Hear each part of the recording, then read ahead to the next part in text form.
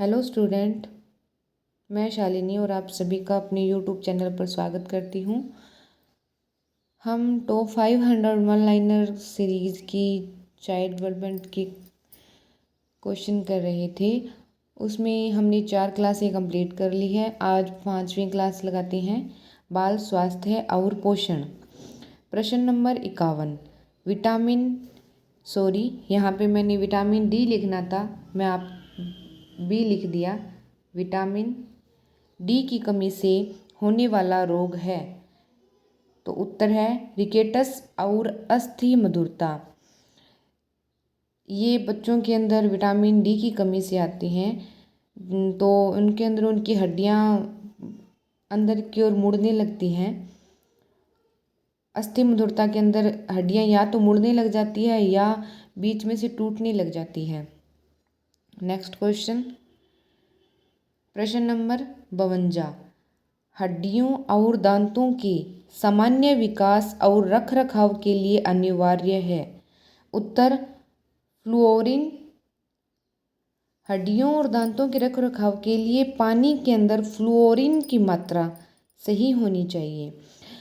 अगर फ्लोरीन की मात्रा ज़्यादा हो तो वो फ्लोरोसिस बन जाता है, जिससे दांतों के ऊपर पीलापन और दांत धीरे धीरे सड़ने स्टार्ट हो जाती हैं। दांतों के अंदर झंझनाहट होनी स्टार्ट हो जाती है। जैसे बैकवर्ड राजस्थान के एरिया में पानी में सबसे ज़्यादा फ्लोरोसिस है, तो वहाँ के जो बच्चे हैं, बूढ़े हैं, जवान हैं, उनके सभी के दांतों के ऊपर फ्लोराइड है। प्रश्न नंबर 53, प्लेग्रा रोग नियासिन किस विटामिन की कमी से होता है। Vitamin B. त्वचा व मानसिक परिवर्तन, त्वचा पे जैसे छाले फोड़े, त्वचा पे चमड़ी की पपड़ियाँ उतरना, ये विटामिन बी की कमी से होता है। और प्लेग्रा रोग ज़्यादा उसमें जो मक्का व ज्वार ज़्यादा खाती हैं, उनमें ज़्यादा प्लेग्रा रोग होता है। विटामिन बी की कमी भी लगभग उन्हीं में होती है जो ज्वार और मक्का खाते हैं। प्रश्न नंबर 54, पॉलिश किए गए चावल का सेवन करने से कौन सा रोग होता है। तो उत्तर बेरी रोग। पॉलिश किए हुए चावल खाने से विटामिन बी की कमी भी होती है और उससे बेरी रोग भी होता है। प्रश्न नंबर 55, सूजे हुए मसूड़ों में खून आना किस विटामिन की कमी से होता है। जैसे हम सुबह सुबह जब कोलगेट करते हैं तो हमारे दांतों या मसूड़ों में हल्का हल्का खून आने लगता है, तो वो किस विटामिन की कमी से आता है। तो उत्तर है विटामिन सी। विटामिन सी की कमी से मसूड़ों में हल्का खून आता है और विटामिन सी की कमी से स्कर्वी रोग होता है। प्रश्न नंबर 56, आयोडीन युक्त नमक की बिक्री देश भर में कब शुरू हुई। मतलब हमें पहले पता ही नहीं था कि नमक के अंदर आयोडीन जरूरी होता है, और जब सरकार को यह पता चला कि नमक के अंदर आयोडीन की मात्रा होनी चाहिए, तो उन्होंने कब शुरू किया आयोडीन युक्त नमक। तो उसका आंसर है 1984। प्रश्न नंबर 57, एकीकृत बाल सेवा विकास सेवाएं कार्यक्रम की शुरुआत कब हुई। जिसे हम इंटीग्रेट वाला पढ़ते हैं ना, इंटीग्रेट चाइल्ड डेवलपमेंट सर्विस, 2 अक्टूबर 1975 ICDS। प्रश्न नंबर 58, ICDS के तहत कौन सी सेवाएं दी जाती है। उत्तर ये कुछ सेवाएं हैं, पूरक पोषण, टीकाकरण, स्वास्थ्य जांच, रेफरल सेवाएं, शाला पूर्व शिक्षा, पोषण और स्वास्थ्य शिक्षा।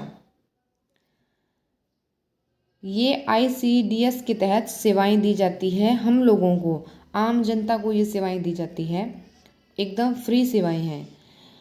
और ये जो मैंने आगे लिखी हैं AWW, AWH, ANM, MO, इन सभी की फुल फॉर्म मैं आपको जल्द ही एक छोटी वीडियो के अंदर बताऊंगी, जो हमारे एग्ज़ाम के पॉइंट ऑफ व्यू से बहुत ज़्यादा इम्पोर्टेंट है। Next question, 59। ग्रामीण तथा शहरी लोगों की जनसंख्या पर खालिस्तान आंगनवाड़ी खोलने का प्रावधान है। मतलब ग्रामीण तथा शहरी लोगों की कितनी जनसंख्या हो कि वहाँ हम आंगनवाड़ी खोल सकते हैं। शायद इसमें मैंने जनसंख्या नहीं लिखी, तो लगभग 400 से 600 अगर जनसंख्या है तो वहाँ पर हमें एक आंगनवाड़ी खोलने का प्रावधान है।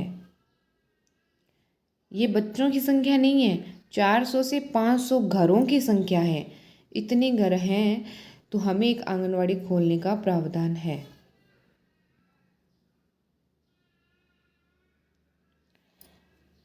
प्रश्न नंबर 60। विद्यालय प्राथमिक शिक्षा के लिए मध्याह्न भोजन योजना अर्थात मिड डे मील की शुरुआत कब व कौन कक्षा तक की थी? उत्तर 15 अगस्त 1995, पहली से पाँचवीं। सबसे पहले मिड डे मील योजना 15 अगस्त 1995 को स्टार्ट हुई। ये पहली से पाँचवीं तक के बच्चों के लिए थी, ताकि उनको पोषण मिल सके।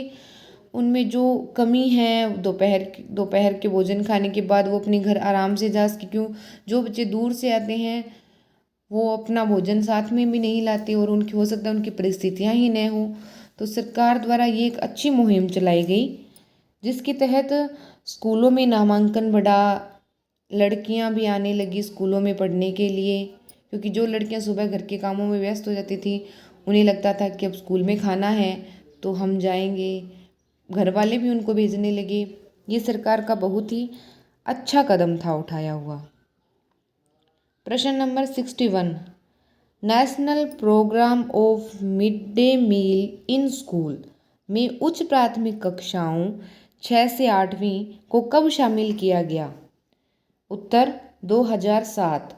2007 में जो national programme mid day meal का था, उसके अंदर उच्च प्राथमिक मतलब 6 से 8वीं तक की कक्षाओं को भी शामिल कर लिया गया। प्रश्न नंबर 62। आत्मसम्मान की भावना के लक्षण खालिस्तान प्रकट करती है। मतलब कौन सी अवस्था है जो आत्मसम्मान के भावों को प्रकट करती है? ये थोड़ा हाई लेवल का क्वेश्चन आ गया बीच में। उत्तर है किशोरावस्था। प्रश्न नंबर 63। खिलौनों की आयु कहा जाता है? उत्तर पूर्व बाल्य अवस्था। 3 से 6 वर्ष की आयु को पूर्व बाल्य अवस्था कहा जाता है। नवजात शिशु का भार कितना होता है? उत्तर 6 से 8 पाउंड या 3 से 4 किलो। हम 2.5 से 4 किलो भी कह सकते हैं और 3 से 4 किलो भी कह सकते हैं। ये औसत भार है। प्रश्न नंबर 65। सामाजिकरण प्रक्रिया के प्रारंभ होने की अवस्था है? उत्तर शेषवावस्था। अब इसमें शेषवावस्था का मतलब जब बच्चा परिवार में आता है तो सामाजिकरण की प्रक्रिया छोटे बच्चे से शुरू हो जाती है।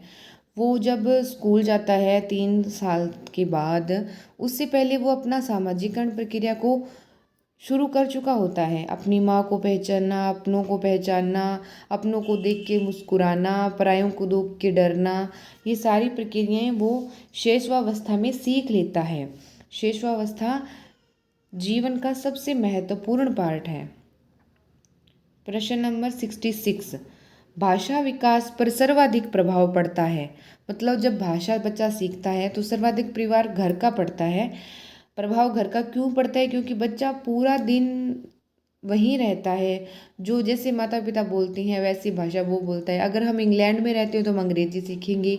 अगर हम दक्षिण भारत में रहते हैं तो वहाँ की वो कन्नड़, तमिल वो लैंग्वेज सीखेंगे। अगर हम उत्तर भारत में रहते हैं तो हम हिंदी सीखेंगे। उसी प्रकार से बच्चे पर भाषा का सर्वाधिक प्रभाव पड़ता है। 67। विकास की प्रक्रिया होती है?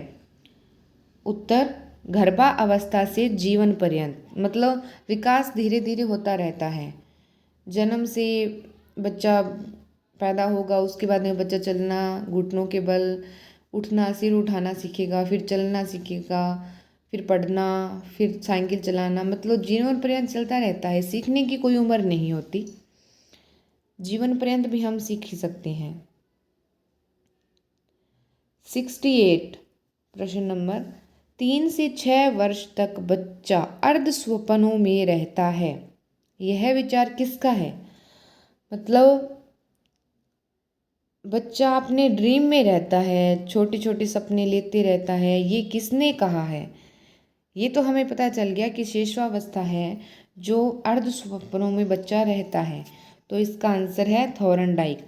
ये मनोवैज्ञानिक है।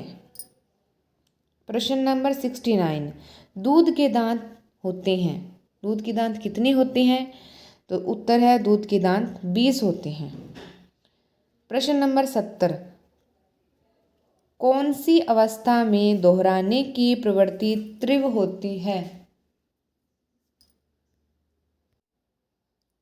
कौन सी अवस्था में दोहराने की प्रवृत्ति तीव्र होती है? उत्तर, शेषवावस्था।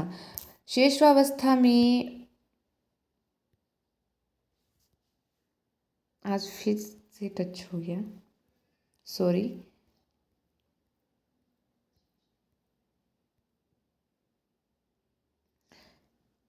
शेषवावस्था में बच्चा दोहराना सीखता है, जैसे बलबलाना, एक ही ध्वनि को बार बार बार बार बोलना, ऊ पा पा मा मा। मतलब दोहराने की प्रवृत्ति शेषवावस्था में ज़्यादा होती है, जिसकी 3 से 6 वर्ष की एज होती है। बार बार एज याद करवाने का मतलब है कि आपको याद रह जाएगा। आप ये 2-3 बार क्लासेस लगाओगे तो आपको रटने की ज़रूरत नहीं, ऑटोमेटिकली ये सारे क्वेश्चन आपकी याद होने लग जाएंगे। आप हफ्ते में 2 बार ये क्लासेस लगाएं या 1 बार, जैसे आपको अच्छा लगे। प्रश्न नंबर 71, कितने खालिस्तान वर्ष में सभी दूध के दांत निकल जाते हैं? उत्तर, 1 वर्ष में बच्चे के सभी दूध के दांत निकलने शुरू हो जाते हैं या निकल भी जाते हैं। प्रश्न नंबर 72, फ्राइड के अनुसार लड़कियों में कौन सी ग्रंथि पाई जाती है? अब ग्रंथि का मतलब है कि लड़कियां अपने पिता की तरफ ज़्यादा अट्रैक्ट होती हैं। मतलब उसी के अनुसार, क्योंकि बेटी अपने पापा को ज़्यादा प्यार करती है, वो एक ग्रंथि के तहत करती है, जिस ग्रंथि का नाम है इलेक्टा ग्रंथि। आपको मेरी ये क्लास कैसी लगी आप कमेंट करके ज़रूर बताइएगा। Like, share and comment. Thank you.